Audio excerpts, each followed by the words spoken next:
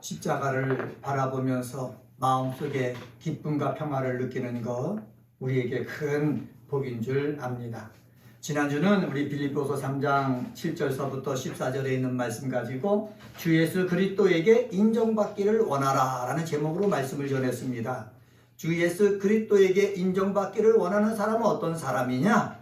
그리스도를 아는 지식이 가장 고귀함을 아는 사람이다 말씀드렸습니다. 내가 이제까지 쌓은 것이 제일 중요하다고 생각했지만은 예수를 만나고 기도하고 교제하면서 야, 내 인생에 예수를 위해서 사는 것이 정말로 큰 복이구나 라는 믿음이 생길 때에 우리 예수로부터 인정받기 위해서 힘쓰는 삶을 살게 되어진다 라는 말씀을 드렸지요.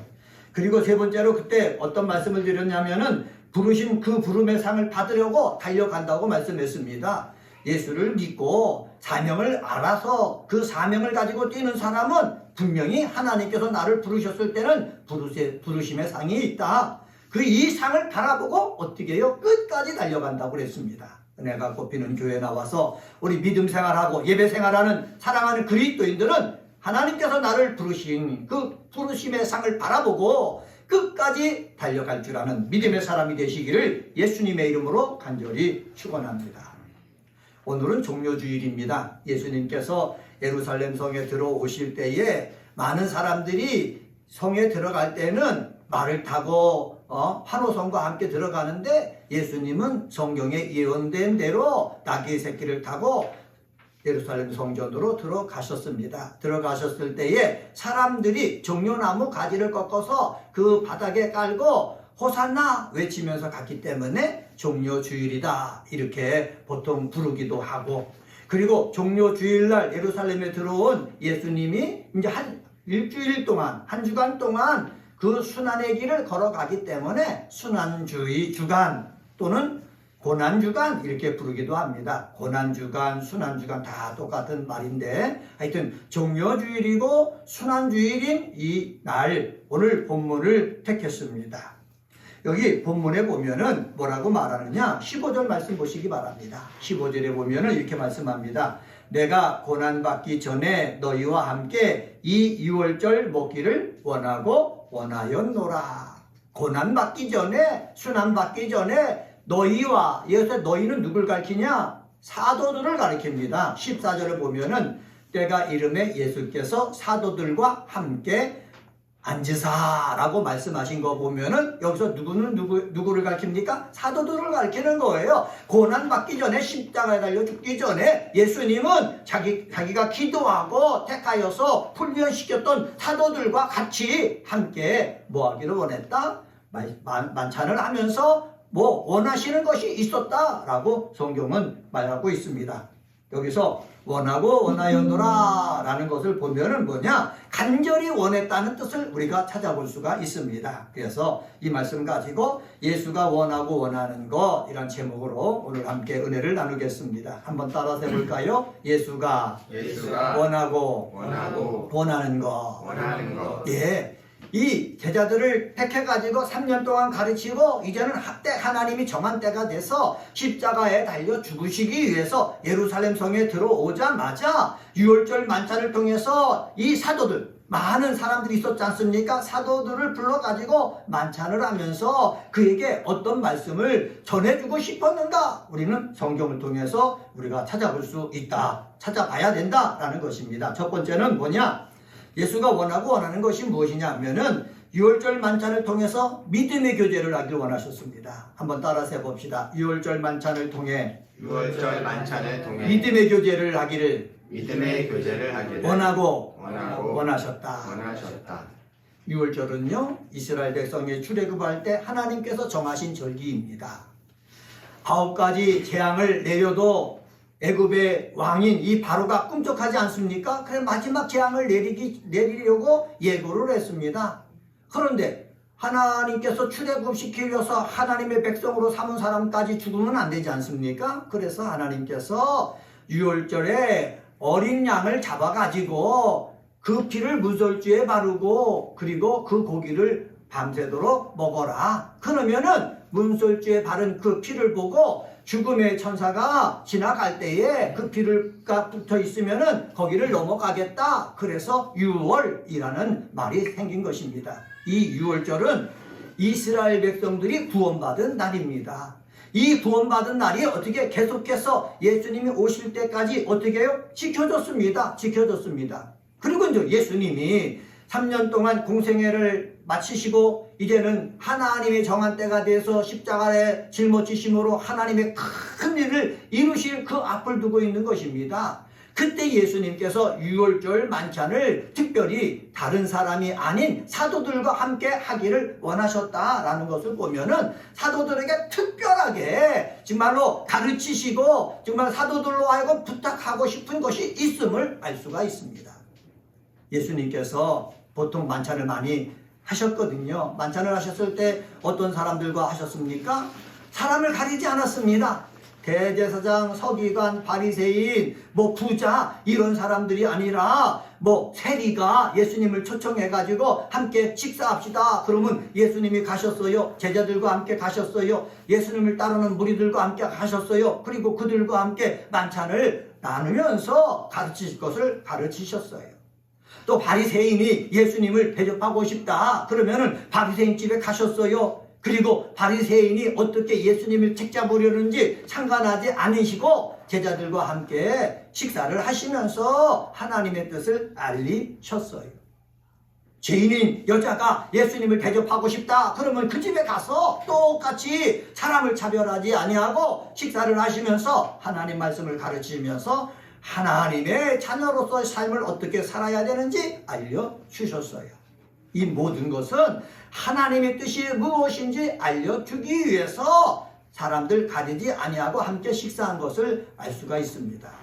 예수님의 식사를 통해서 우리가 무엇을 배워야 되겠습니까? 우리도 사람을 가리지 말아야 된다는 거예요. 죄인이든 그리고 부자든 가난한 사람들이든 함께 식사합시다. 그랬을 때 함께 식사하면서 하나님의 뜻이 하나님이 원하는 것이 무엇인지 함께 나누면서 우리들의 삶을 새롭게 하고 우리들의 믿음을 더욱더 돈독하게 하는 그 모습이 있어져야 된다라는 사실입니다.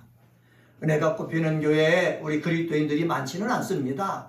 많지 않지만은 목사로서 소망하는 것이 있습니다. 우리들이 모여서 예배를 준비할 때도 그리고 우리가 간식을 먹을 때도 또 우리가 가끔가다 식사를 할 때에도 우리 함께 모여서 서로 용기를 주고 서로 믿음을 돈독하게 해주고 그리고 하나님의 뜻을 이루기 위해서 서로 협력하게 하고 그래서 서로 긍정적인 마음을 가지고 모이는 이러한 교제가 되어지기를 소망합니다.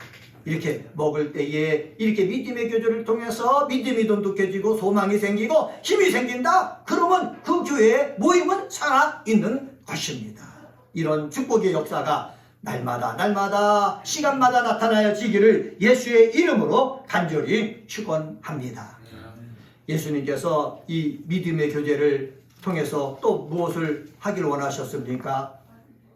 이 믿음의 교제를 통해 가지고 예수님은 말과 행동이 있는 믿음의 삶을 원하신 거예요.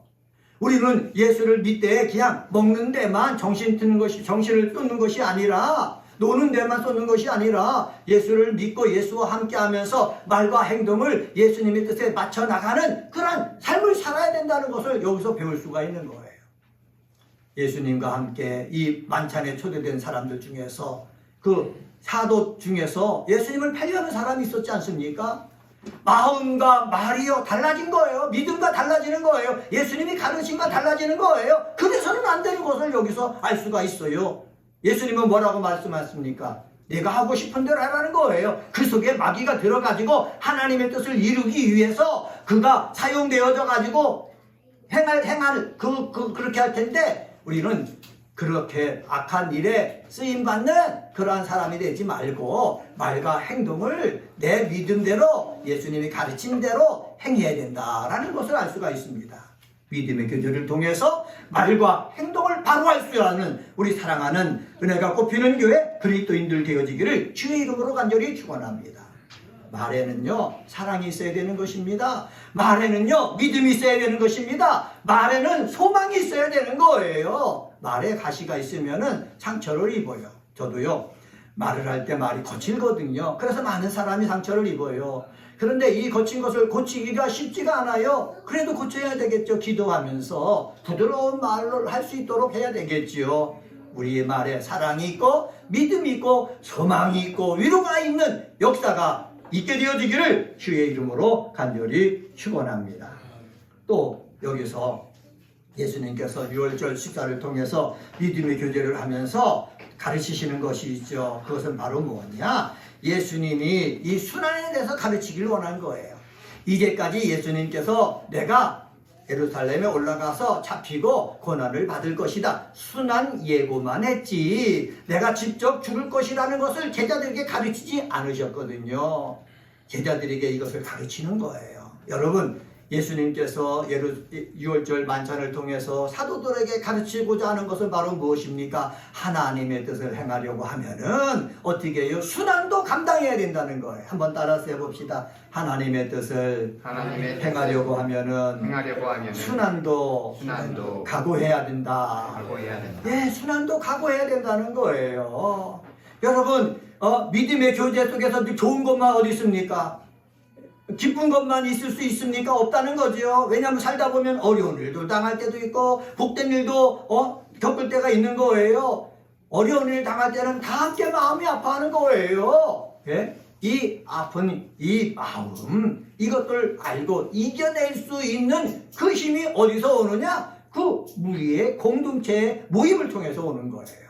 우리 은혜가 꽃피는 교회 그리스도인들도 삶을 살다가 몸이 아파서 고통당할 때도 있고 하는 사업이 안 돼서 고통당할 때도 있고 또한 자기가 계획했던 그 꿈이 내 잘못으로 인해서 막혀가지고 고통당할 때가 있는데 이 고통을 당하는 것은 어떻게 당연하다. 하지만은 고통을 우리 서로 격려하면서 하나님의 뜻을 이루기 위해서 서로 힘이 되어주면서 이겨내는 역사가 있게 되어지기를 주의 이름으로 간절히 축원합니다. 그래서 예수님은 유월절 만찬을 통해서 첫 번째로 믿음의 교제를 원하셨다. 예수님이 원했던 것처럼 이 믿음의 교제가 저희와 우리 사랑하는 그리스도인들에게 있게 되어지기를 주의 이름으로 간절히 축원합니다. 두 번째로 예수님께서 원하시는 것이 무엇입니까?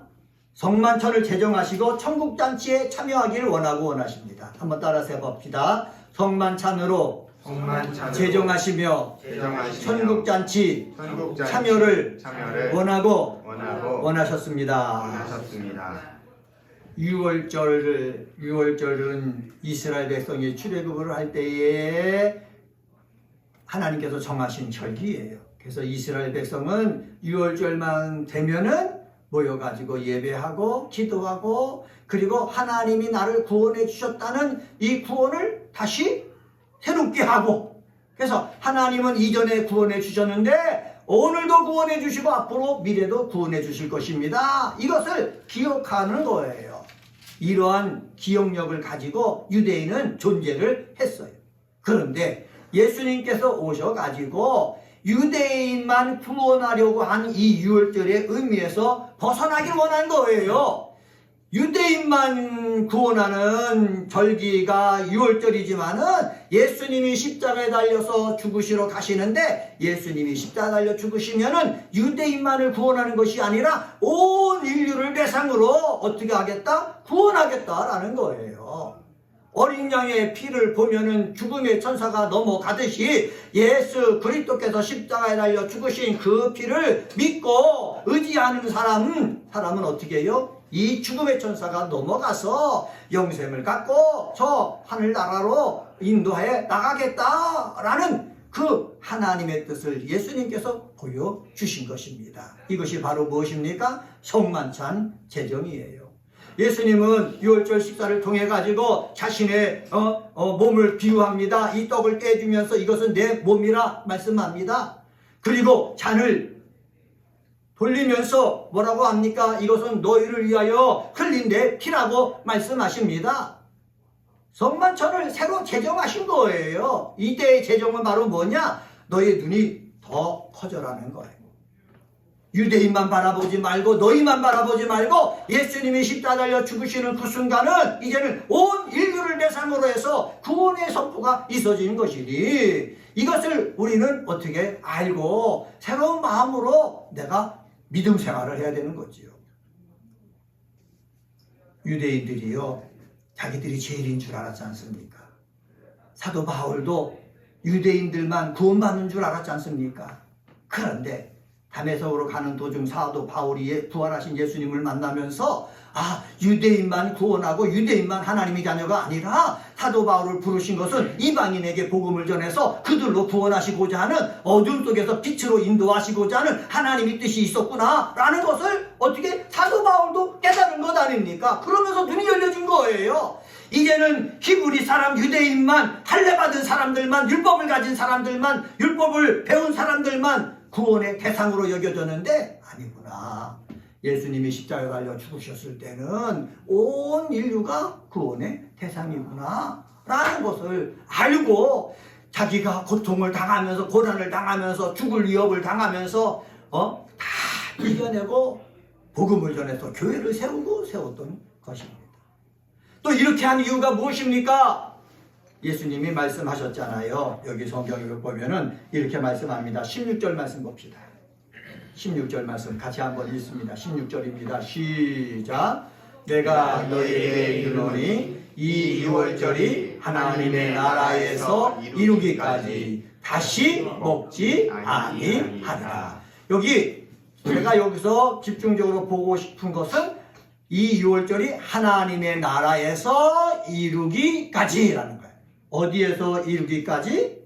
하나님의 나라에서 이루기까지라는 거예요. 18절 말씀도 보세요. 18절 말씀 보십시다. 같이 한번 읽어봅시다. 시작. 내가 너희에게 이르노니 내가 이제부터 하나님의 나라가 임할 때까지 포도나무에서 난 것을 다시 마시지 아니하리라. 예수님은요, 십자가 달려 죽으시면서 포도주를 마시지 않겠다는 거예요. 언제까지? 하나님 나라가 임하실 때까지, 천국이 임할 때까지 마시지 않겠다는 거예요. 예수님은 죽으시면서, 죽으시기 위해서 가시면서 성만찬을 제정하시면서 사도들에게 말하기를 하나님의 나라가 임한다 라는 것을 보여주신 것이에요.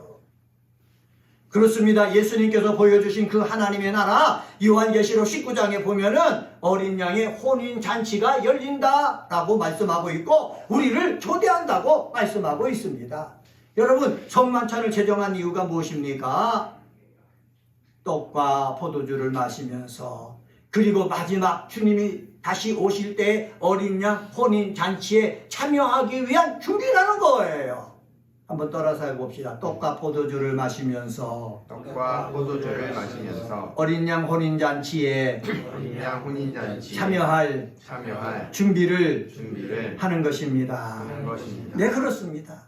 떡과 포도주를 마시면서 어린 양 천국의 혼인잔치에 참여할 준비를 우리는 하고 있는 거예요. 우리 다음 주일은 우리 부활절이에요. 영혼교회도 부활절날 성찬식을 하더라고요. 우리도 성찬식을 할 것입니다. 성찬식을 할 때에 주님의 몸과 주님의 피를 우리가 상징적으로 우리가 몸속에 받습니다. 이 받는 이유가 무엇입니까? 내 죄가 사함받고 내가 또 이 떡을 먹음으로 힘을 얻기 위해서 받는 것이지만은 또 나중에 어린 양 혼인잔치에 우리가 참여할 수 있는 그런 준비를 하는 거예요.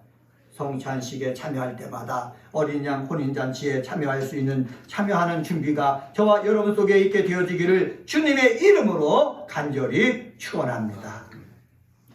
세 번째로 20절 말씀 보겠습니다. 20절 같이 한번 읽습니다. 20절 시작. 저녁 먹은 후에 잔도 그와 같이 하여 이르시되 이 잔은 내 피로 세우는 새 언약이니 곧 너희를 위하여 붓는 것이라. 그러나 보라, 나를 받는 자의 손이 나와 함께 상위에 있도다. 여기 보면은 뭐라고 그러느냐? 이 잔은 내 피로 세우는 새 언약이니 라고 말씀하고 있습니다. 셋째로 예수의 피로 새 언약을 세우기를 원하셨다라는 사실입니다. 한번 따라서 해봅시다. 예수의 피로 새 언약을 세우길 원하셨습니다. 예, 예수님의 피로 새 언약을 세우기를 예수님은 원하셨다는 거예요.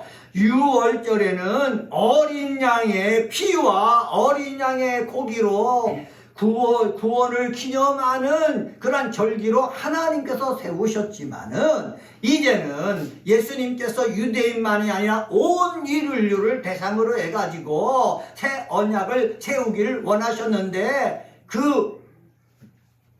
세우시는 그 언약이 바로 뭐냐? 예수님 몸을 내어주시는 거예요. 예수님의 몸을 내어주시면서 내 몸속에 있는 그 피를 흘려주시는 거예요. 왜? 그 피 속에 뭐가 있기 때문에? 죄사함이 있기 때문에, 그 피 속에 저주를 물리치는 힘이 있기 때문에, 그 피 속에 사망에서 부활로 인도하는 능력이 있기 때문에 그렇습니다.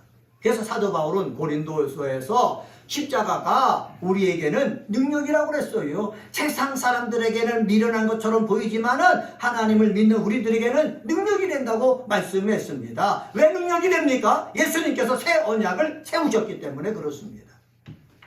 다시 한번 따라서 해봅시다. 예수님께서 새 언약을 세우셨습니다. 새 언약으로 번역된 헬라어를 보니까는 카이네 디아데케라는 단어를 썼거든요. 카이네라는 말은 뭐냐? 전혀 새로운 종류의 라는 뜻을 가진 형용사입니다. 이 단어는요, 누가만 특별히 사용한 것이거든요. 여러분, 예수님께서 유월절에 그 어린 양의 피와는 전혀 다른 하나님으로 이 땅에 오신 예수님 자신의 그 피를 흘림으로 말미암아 새 언약을 세우셨으니, 이걸 원했으니 사도들은 예수님께서 흘리실 그 피를 어떻게 해요? 붙잡고 나는 새 언약을 받은 사람이다 라는 확신을 가지라는 것입니다. 한번 따라서 해봅시다. 나는 새 언약을 가지라는 뜻입니다. 옛 언약을 유월절에 그 피만 생각하지 말고 예수님께서 십자가 달려 죽으면서 흘리신 그 언약을 가지고 어떻게 해요? 복음도 전하고 이 세상에 삶을 사는 그러한 중심으로 삼으라 라는 뜻입니다. 이러한 예수님이 원하는 것이 저와 여러분 속에 있게 되어지기를 주의 이름으로 간절히 축원합니다. 이것은 예수님이 십자가를 지기 전에 말씀하신 것이지만은 우리 하나님께서는 에레미야 선지자를 통해서 이전에 미리 말씀하신 거예요. 에레미야서 31장 31절에 보면은 뭐라고 말씀하셨습니까? 보라, 날이 이르리니 내가 이스라엘 집과 유다 집에 새 언약을 맺으리라 말씀했어요. 그리고 거기 33절에 뭐라고 말했느냐? 내가 이스라엘 집과 맺을 언약은 이러하니 곧 내가 나의 법을 그들 속에 두며 그들의 마음에 기록하여 나는 그들의 하나님이 되고 그들은 내 백성이 될 것이라 말씀하셨습니다. 에레미야서가 이 예언을 할 때는 이스라엘이 쫄딱 망할 때거든요. 바벨론에 망해가지고요, 그들이 나라 없는 백성이 될 때거든요. 그럴 때에 에레미야 선지자를 통해서 이스라엘 백성에게 말씀 준 것 아닙니까? 새 언약을 맺을 것이다. 근데 이 새 언약을 맺게 하신 분이 누구라고요? 예수 그리스도다. 예수 그리스도 통해서 새 언약을 세우길 원하셨으니 우리는 이 새 언약을 받아가지고 이것을 주장하면서 삶을 살아야 되는 것입니다. 이스라엘 백성들은 예수가 십자가를 짊어질 때까지 유월절에 그 약속을 붙잡고 삶을 살았어요. 어떤 어려움이든지 다 이겨내면서 삶을 살았어요. 근데 우리는 예수 그리스도가 오시고 십자가에 달려 죽으신 이후부터 우리는 예수님께서 정하신 그 새 언약을 붙잡고 삶을 살면 되는 것입니다. 예수님이 정하신 새 언약은 죄악으로부터 자유함을 주는 거예요. 저주로부터 자유함을 주는 거예요. 혼돈으로부터 자유함을 주는 거예요. 유대인만이 아니라 난지 8일 만에 할례 받은 사람만이 아니라 온 인류를 대상으로 약속하신 거예요. 이 약속을 가지고 힘있게 살아가는 은혜가 꽃피는 교회 그리스도인들 되시기를 주님의 이름으로 간절히 축원합니다. 오늘은 누가복음 22장 14절서부터 23절에 있는 말씀 가지고 예수가 원하고 원하시는 것, 이런 제목으로 말씀을 전했습니다. 첫째로 유월절 만찬을 통해서 믿음의 교제를 하길 원하신다. 말과 행동 속에 믿음이 있고 사랑이 있고 소망이 있는 그러한 삶을 살기를 원하신다. 그리고 성만찬을 제정하시며 천국잔치에 참여하기를 원하고 원하신다. 우리는 살아있을 때에 성만찬을 경험하면서 천국 잔치에 참여할 준비를 해야 된다 말씀드렸고, 예수의 피로 새 언약을 세우기를 원하신다고 하셨으니 예수의 피로 새 언약을 받은 우리들 힘있게 살아가는 그리스도인들 되시기를 주님의 이름으로 간절히 축원합니다. 기도하십니다.